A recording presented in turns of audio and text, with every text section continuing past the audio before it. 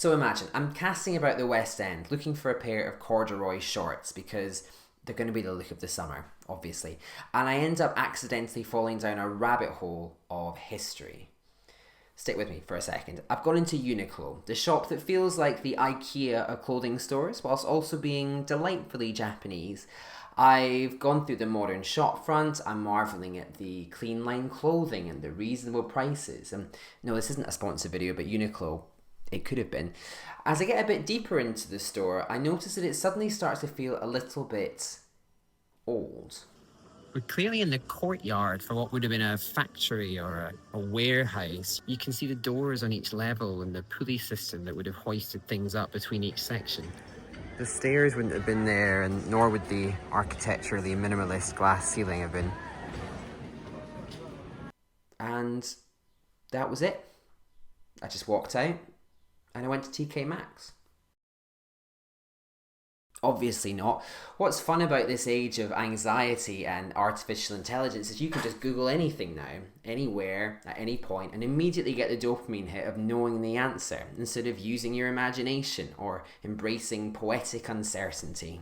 So I did that.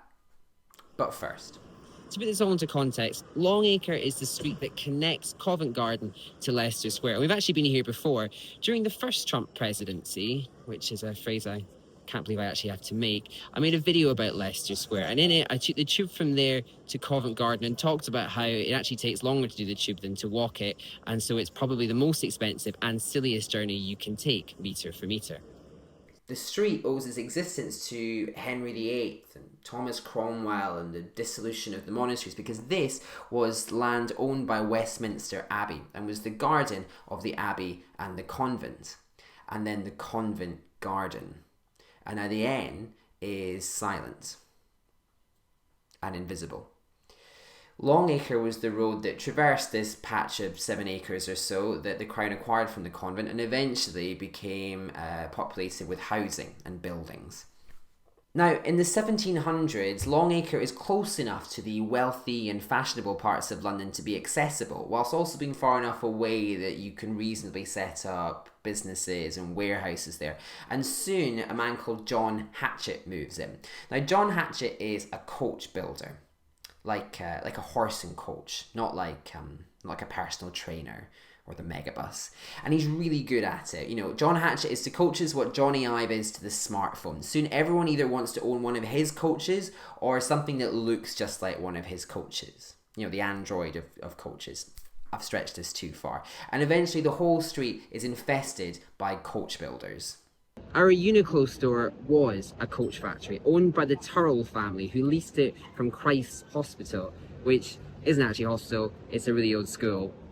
We don't have time to talk about it. That's what this was all for. This section over here was for painting. This is the tailoring area. And then over there, that was the smithy.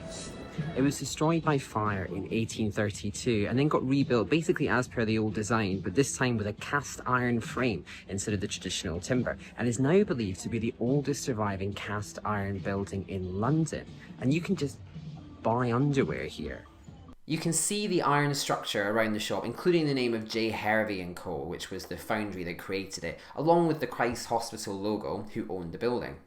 The iron structure idea was kind of ahead of its time, and apparently each of these beams and stanchions and columns had mouldings made and were cast individually, which is not an economical way of making building supplies at all, and so unbelievably it didn't catch on. J. Hervey & Co. sort of disappear out of business, and 2 decades later, when iron building structures reappear, they have the ingenious idea of just making standard parts and mass producing them. So this building is slightly madcap and ahead of its time. You would really appreciate it were you a Victorian structural engineer. Out the back you get a much better sense of the building that's there before it got swallowed by the modern exterior. This is Floral Street, a street named after the flowers, fruit and veg market that Covent Garden would eventually become before it entered its sushi samba era. You may have noticed that you don't see a lot of horse and carriages around these days, and so you might have some idea of what happened to Turrell and Sons coach builders. I've just read though that the death knell for the horse and carriage industry was in 1896 when the Red Flag Act was repealed. Up until this point, if you were driving your car through London, you had to have an attendant walk ahead of you waving a red flag around to warn pedestrians that you were coming, which to be fair does sound quite inhibitory. So by 1915, the Turrells were no more, and the business was acquired with a flavour of irony by a motor car company, which for a while became the main trade on Longacre. I don't know, Longacre is just a really interesting road, right? This was a video about 10 metres of it, and I guess about how fun it is when you're walking around just to have history slap you in the face when you least expect it. Because most of the buildings on that road, by the way, are either relatively new or they're facades just pretending to maintain an architectural link to the past. Finding tangible remnants of history, be it in a street name or a road layout or an entire building, is just such a delight, right? The easiest thing if you have a shop, I guess, is just to demolish it and build it anew. But if you make the effort to retain these features and these structures, then you kind of, without wanting to sound too effusive about it, you keep alive the stories of our ancestors. As soon as you know them, walking around, I'm in a shop, but I can hear the chisels and hammers and saws of workers long dead. You go out into Floral Street and you can smell the fresh cut flowers and fruit and veg as it goes past you on a little wooden cart on its way back from the market. And again, once you know the story, you step out onto Longacre and beneath your feet you can feel the grass and the mud as a king and his courtiers rewrite the fabric of society and religion forever.